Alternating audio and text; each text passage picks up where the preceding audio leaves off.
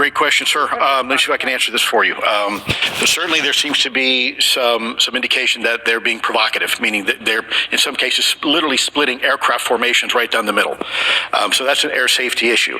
The question is it the frequency increasing? And really the response is, it depends.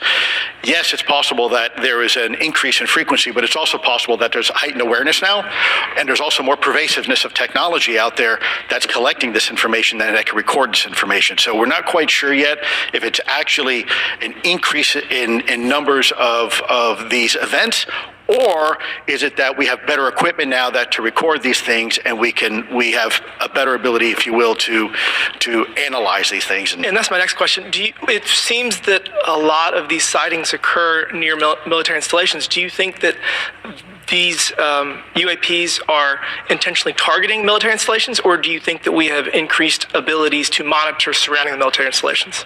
Sir, maybe both. Part of my concern is we have something in the Department of Defense and the intelligence community called IPB, Initial Preparations of the Battle Space. And we use equities like ISR, intelligence, surveillance, reconnaissance, or other type of equities and technologies to prep the battle space. And certainly, if I was wearing my national security hat, even if there was a 2% chance that there was some sort of hostile intent here, that's 2% higher than we really can accept. And so we must figure out, there's a calculus, capabilities versus intent, in order to identify if something is a national security threat. We've seen some of the capabilities, yet we have no idea the intent. And so this is why this discussion is somewhat, I think, problematic from a governmental perspective, because we have no idea. Sure, thank you. Mr. Schellenberger, you're particularly familiar with the Langley Air Force Base incident a year ago? Are you familiar? Just from what I read in the news. From what you've read? Yeah. I would imagine a large percentage of the American population became aware of that with the Wall Street Journal article. Would you agree with that? Yes. And were you aware of that incident prior to the Wall Street Journal article? No.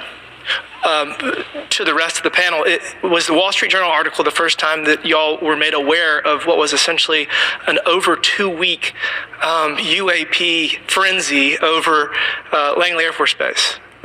Were y'all aware of this prior to the Wall Street Journal article? Anybody? Show of hands. Yes, sir. Dr. Guyette, could you give me how did you become aware of it?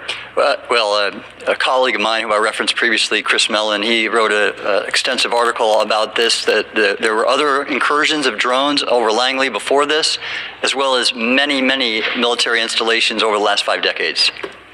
And it's my understanding that there's been an ever-increasing in number, and I'm trying to think how to say this because I wear 2 different hats. I'm still in the Air Force. So, I mean, it seems that they're becoming increasingly brash, and the question that we really have to figure out is it China or is it non-human? And I think that's the biggest question the American people want to know. If it's China, it's scary because they have a lot of technology that we cannot explain. And if it's non-human, that's scary because we don't know the intent. Would you say that's fair?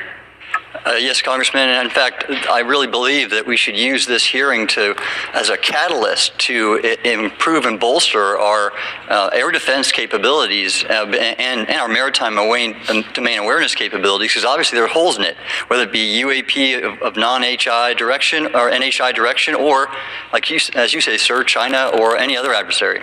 Are you all aware of any task force at the Pentagon or in the national security apparatus that's trying to assess the answer to that question? At the current moment, sir, no, but this is a great point.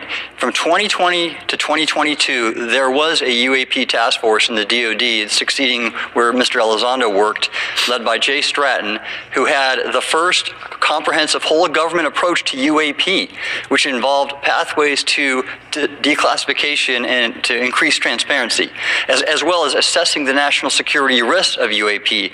This was a really well-established approach, and we have all advocated that something like it return. I'm running out of time. The last thing is that we need authorities. The law enforcement, military do not have authorities to actually engage, and Congress needs to act to give those authorities to local law enforcement and the military so they have clear guidelines on how to assess these issues going forward. I yield back. Thank you. Thank you. I'd like to recognize Ms. Boebert for 5 minutes of questioning. Thank you, Madam Chair. Now that we have all been cautioned in this committee hearing that the mention of Pentagon's Immaculate Constellation program could put us on a list, well, I already find myself on many lists, I'm sure. So I speak my mind often, so why not just keep going with it? May as well just go all out and say it.